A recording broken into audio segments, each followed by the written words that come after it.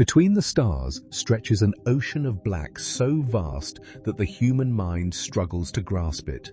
Stars, those beacons of fire, sparkle across its surface like islands scattered through endless night. For generations we assumed those islands were the centers of all worlds, each holding planets obediently in orbit. But the universe is not so orderly. Some planets serve no master. They drift through interstellar space unbound to any sun, a population of dark wanderers silently roaming the galaxy. Every solar system begins as a crowded nursery. A young star forms within a collapsing cloud of gas and dust, surrounded by a disk of swirling matter. Within that disk, clumps of material collide, merge, and slowly sculpt themselves into planets.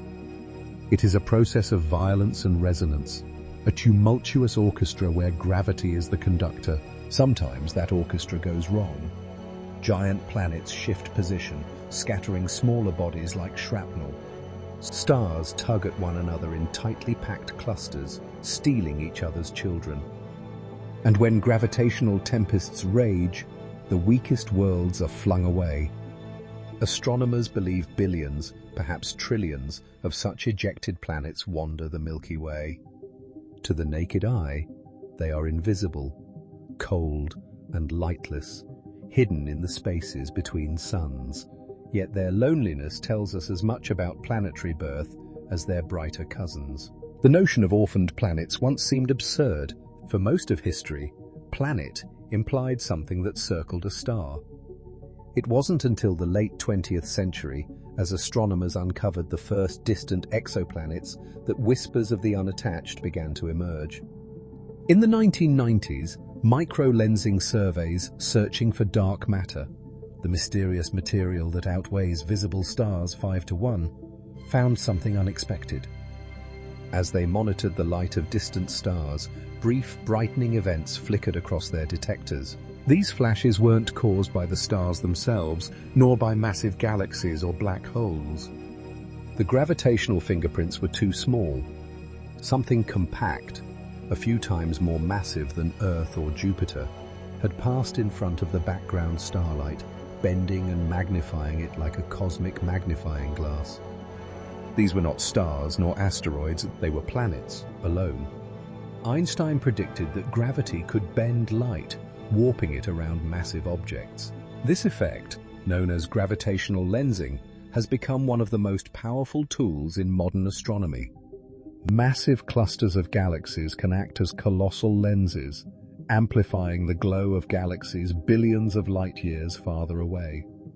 On much smaller scales, a single star, or even a planet, can do the same.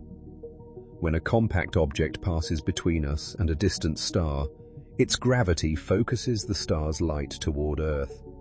For a short time, the background star appears to brighten. If that lensing object happens to have moons, rings, or even a planet of its own, each component imprints a subtle variation in the brightness curve.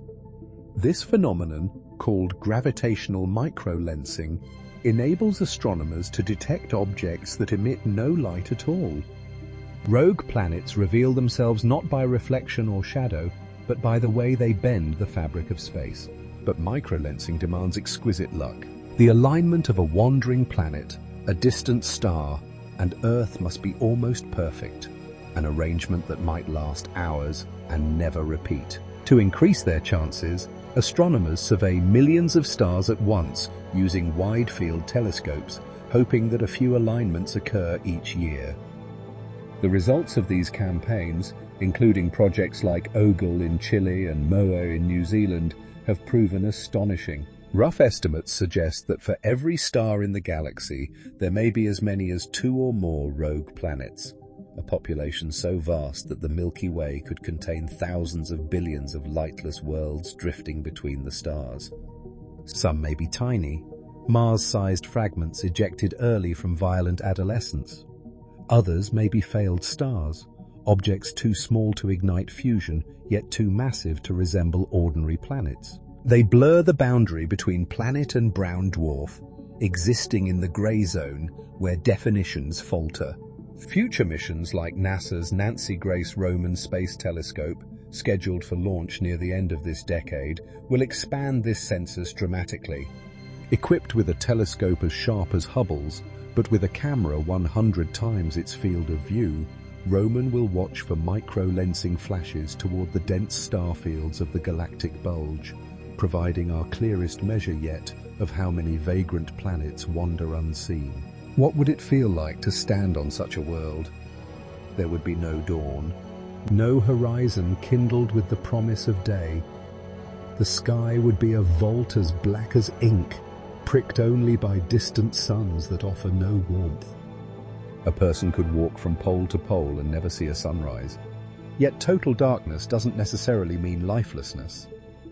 If a rogue planet once orbited a star, it might still carry remnants of atmosphere, ice, and internal heat.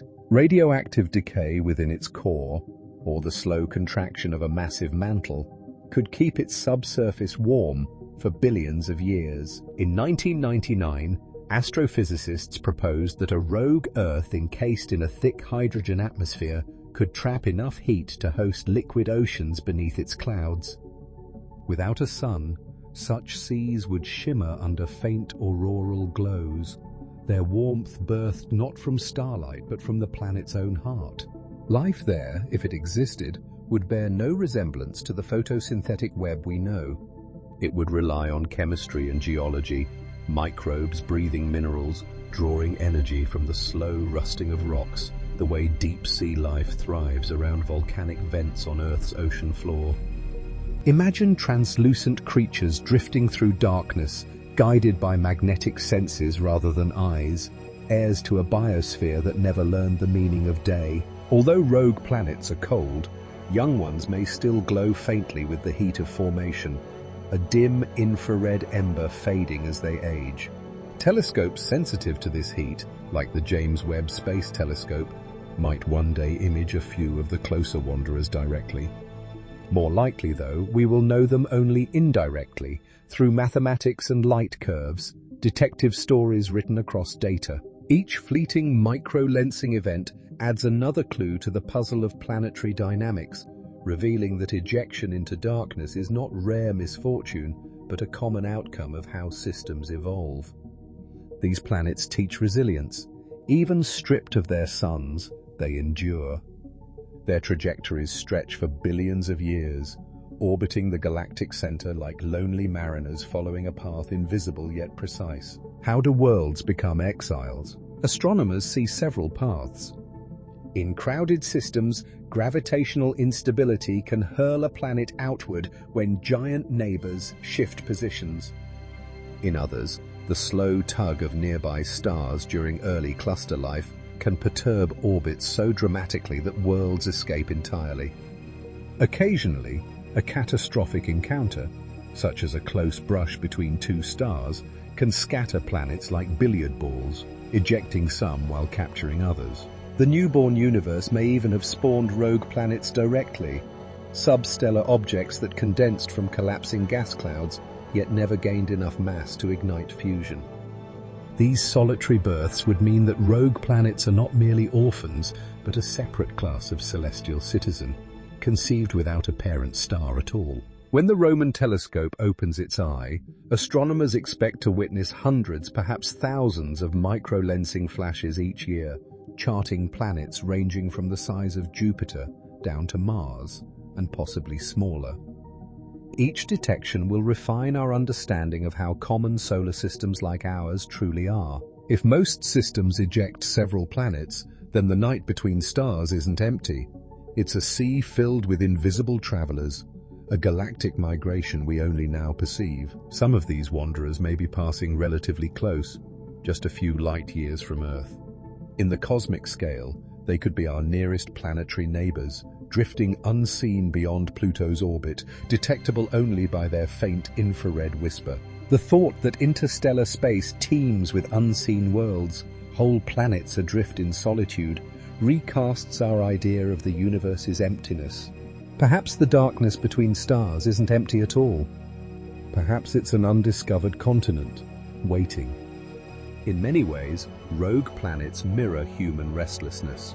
They remind us that exile need not mean extinction, that even in isolation there is persistence. While their parent stars burn, die, and fade, these cosmic nomads will keep wandering long after galaxies themselves begin to dim.